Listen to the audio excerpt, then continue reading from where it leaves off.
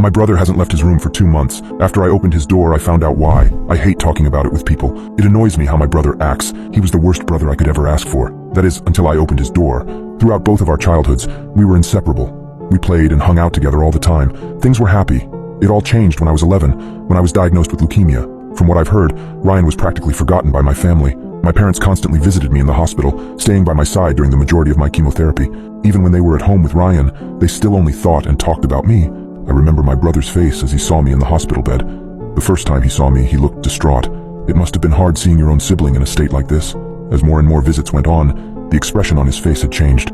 His face looked hard to read, almost like he had something on his mind. I didn't think much of it at the time. Thankfully, I quickly went into remission and have been cancer-free for around 5 years.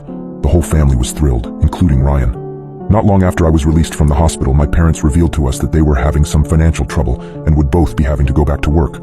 I was 11 and my brother was 13, so they trusted us to be home alone. I'll never forget Ryan's face when they told us. He looked absolutely crushed. It was from then on that our relationship seemed to change. Ryan became distant and withdrawn. He was quicker to anger and didn't seem to want to be around me. At the time, I figured it was part of him becoming a teenager. While this behavior continued for the next 5 years, it was only around 3 months ago when his behavior began to get stranger. It started after he finished his senior year of high school. Once summer break began, he started spending much more time in his room. His bedroom is on the basement floor of the house, so he always has his privacy. Not long after school ended, I began to notice some odd signs. I remember sitting on the couch watching television. Ryan wasn't home, and my parents were out working. When Ryan came home, he was carrying some sort of container. I couldn't tell what was inside, since it was covered by a white sheet. I asked him what it was, but he told me loud and clear that it was none of my business. He brought the mysterious container down into his bedroom. He then came back upstairs, back outside to his car, and came in with another container, still covered by a white sheet. He continued this a few more times, coming back with more covered containers. At this point, I was extremely curious, but I didn't want to upset him by asking again. Once he finished retrieving the containers, he went back to his car and returned with more stuff. This time he came back with many bags of food and bottled water. All of the foods were non-perishables, like bread, canned goods, and crackers. Finally, he went downstairs and locked the door. I was confused, but I wasn't very concerned. I began to get alarmed the next day when he still hadn't left his room at all. I knocked on his door, hearing him shout for me to go away. I tried pulling it open, but it wouldn't budge. He must have did something to lock it from the inside. Eventually, my parents got concerned too. They tried to open the door, but Ryan convinced them not to care. He told them that he was an adult and that he had food and water to sustain himself. They gave in, not wanting to argue after a long day of work. I, however, refused to give up. Every day I tried to convince him to get out, but he always yelled at me to go away. Finally, about a month later, I gave up. Another month went by and Ryan still hadn't left his room. None of us tried to get him out since we knew he would just end up yelling at us. During the night, my mind would often wander and think about Ryan. As time went on, my thoughts became more and more paranoid, and I began to get worried. It was around the 2-month mark when I decided enough was enough. I woke up early that morning and couldn't fall back asleep. My parents were working, and it was just me and Ryan at home. I silently crept down the stairs and walked towards the door to Ryan's room. I knocked gently. Silence. I knocked harder but still got no response. I tried calling his name but was still met with silence. I continued to knock, eventually banging at the door. I was getting really scared. I put my ear to the door and noticed something.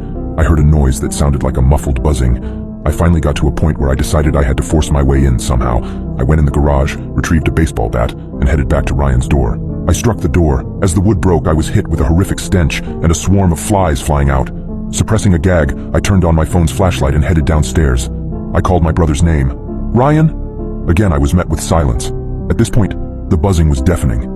Finally, once I reached the bottom of the stairs, I shined the light. What I saw will haunt my mind forever. Sitting on a computer chair was my brother.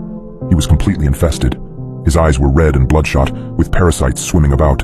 He was unclothed, covered in deep, bleeding, open wounds filled with squirming maggots. Worms and larvae crawled throughout his body and underneath his skin. Flies swarmed the room and landed all over his body. His light brown hair had grown long and messy, covered with insects. On a desk near his bed were the containers I'd seen. They had contained the insects he had brought down here. He had been living off of the food, ensuring that he survived. I approached my brother. He lay unmoving, his bloodshot eyes glazed over. His chest, however, was still rising and falling. Suddenly, he spoke. "Alex?" I stuttered a reply. Yes, Ryan." He spoke quietly and eerily calm, his voice a rasped whisper. "Do you think Mom and Dad will finally care about me again?" It was at the moment where everything finally made sense. Ryan had felt abandoned since my diagnosis with leukemia. It only worsened as my parents both started working longer hours. And now here he sat, infested and dying, having just a sliver of hope that his parents would finally have a reason to give him attention. Tears were falling down my face now. Of course they will. Barely 20 minutes later, the ambulances arrived. My parents rushed home from work and couldn't stop sobbing once they saw Ryan in his current state. He was rushed to the hospital and died hours later. He had gotten exactly what he hoped for. Mom and Dad are distraught and cannot stop thinking about him. At first, I felt guilty. If it wasn't for my leukemia, he never would have felt neglected. But then, I felt anger. He didn't have to destroy his own body. All he wanted was his parents' attention, and now he isn't even alive to see it. Now, as I stand in front of my brother's grave, I feel nothing but pure emptiness. A hole in my heart that Ryan once filled is now empty. I sighed, looking at my brother's grave. As I stared at his engraved name, I noticed it. A little maggot was crawling down his gravestone.